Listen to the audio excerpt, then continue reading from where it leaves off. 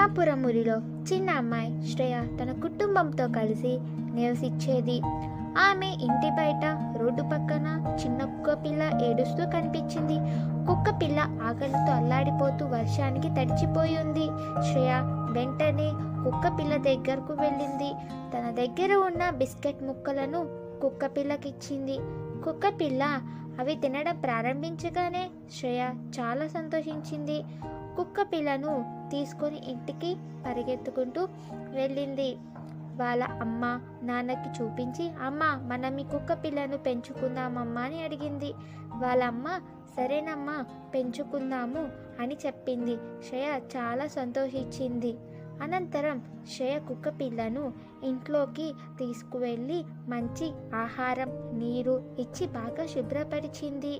శ్రేయ దానికి చిక్కు అని పేరు పెట్టుకుంది. చిక్కు ఆ కుటుంబంలో ఒక సభ్యుడిగా మారింది. శ్రేయ కొద్ది నిత్యం ఆటల్లో భాగస్వామిగా ఉండేది.